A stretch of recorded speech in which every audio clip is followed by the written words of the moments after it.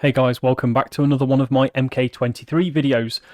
This series has kind of been documenting my travel with the STTi STT23 Mk23 clone, and it's pretty much been a journey full of disappointment so far.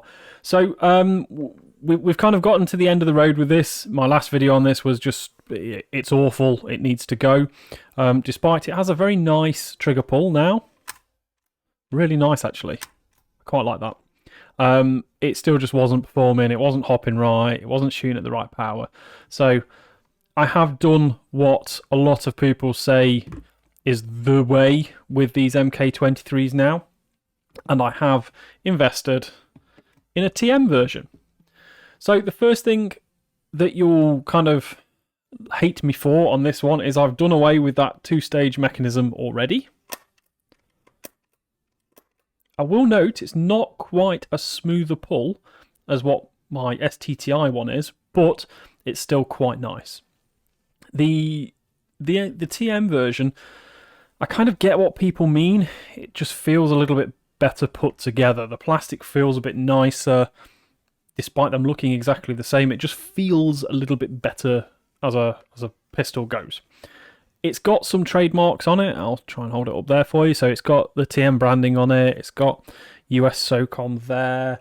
It's got some markings on the slide at the top there. Not sure they're actually allowed to have those or not. Trademarking and stuff, I suppose. But yeah, that's the TM version. And obviously with that as well, you get a TM mag. And the TM mag as well has got some trademarks on it. So I won't do the normal thing and give you like a full breakdown of the pistol, because it's just not needed. Everyone knows what a TM Mk23 is. And we all know that the STTi is a cheap clone of that. So what have I done? Well, what I have done is I've moved over the better parts from the STTi into this. So yes, I've removed that dual stage trigger sear thing. Don't like them, never have done. I've stuck in a Hadron TDC. So before I had a Novrich one and I tried the Stalker one. This is a TM. I thought, sod it, I just need it to work properly. So I've put the Hadron Trilogic one in there. That's the 3 screw version. And I followed Sniper Mechanics' guide for putting that in. What I've also done is I've put the PDI barrel in here, because generally I only tend to shoot PDI barrels. They just seem to work. It's a nice barrel and it was spare, and it seemed a waste not to use it.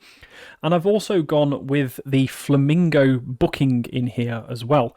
So I've brought the Hadron H-arm over, and the Flamingo booking, again, because Sniper Mechanic kind of recommended it in one of his recent videos, I thought, you know what, let's just go with a tried and tested method. Now, the suppressor I have brought across as well. This is the Silverback Mk23 suppressor. It is a little bit big. I forgot how kind of unwieldy these things can be at full distance, kind of full length with one of these on. But generally speaking, quite happy with it. So I took it out for a game day. I am using red gas because it's autumn here in the UK. It's cold. Outdoor temperatures at the moment are about 10 or 12 degrees. So kind of green gas really does struggle. So I'm running red gas in my TM mag, which ran absolutely fine, and it will do until summer probably. But I've also got my clone mag. So the clone mag is the one you've seen me working on in the videos. What I've done with this one is I've very sneakily stuck some TM feed lips on there. I've stuck the Novrich router on there. We've got the Sniper Upgrades Faceless Sniper outlet valve thing. Not 100% sold on that yet. It kind of works. And then the mag casing from the STTi mag, which is just nice, and it doesn't have that blow-off valve in there as well. So we've got quite a good all-round setup. So I think this is going to work pretty well. This thing at the moment is tuned to shoot 3.2s. It hops them absolutely flat to a good distance. I'm not going for 60-meter shots with this thing. I only need it to cover my sniper engagement distance, which is about 20 to 30 meters, depending on what site I'm at. So this being quiet is going to do that job absolutely marvellous for me. It already has done. A few little bits I want to work out. The trigger can get a little bit sticky with the TM mag. Obviously that seal on the bottom of the nozzle is pretty good now. Whether it's just a little bit of use needed, or a little bit of lube here and there, or some new springs. I kind of want to not upgrade it as much as I can, because I just want it to work. I don't want it to be a highly upgraded beast. So there we go. Not surprising, really. TM stuff works. That's probably about as exciting a statement as I'm going to make in this video. Annoyingly, what I've done is I've rebuilt the STTi just for the laugh of it. What I've done is I've put the TM barrel in. I don't know what booking I've put in.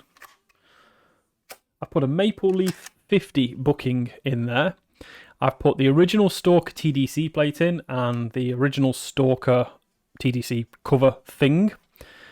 And it shoots straight, flat, and feeds now. It's not as powerful. I get about 30 FPS less out of this than I do out of that. Not quite sure about that. I think the hammer spring's a little bit knackered in this. But what I have fallen foul of, and is probably something to be aware of, the STTIs have this lock. When you do that, you can't vent a mag. So let me find my cheap mag. You can't vent the mag. However, one thing I do like on the STTi is it has this version 2 mag catch spring in there. The TM sadly doesn't, it just has a normal spring in there. I might see if they're cross-compatible, if I can use that spring with this latch, just because I prefer this latch.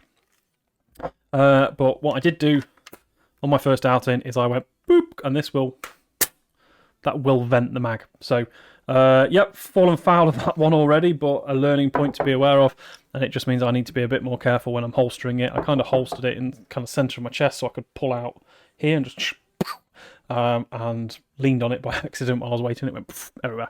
So there you go. Yeah, TM works. Statement of the year. Cool. Thank you very much for watching this video. Hopefully you liked it. Hopefully I just confirmed that you know the TM version is the best one of these to get. And going through 3 different clone ones like I have done now, none of them have performed as well as this. So yeah, if you're one of those people who Google it and Reddit it and do everything like I did before I got into Mk23s, and you do manage to rationalise that, actually I'm going to buy an STTi because I'm going to pull it all apart, I'm going to put all the upgrade parts in, blah, blah, blah. Nah, mate.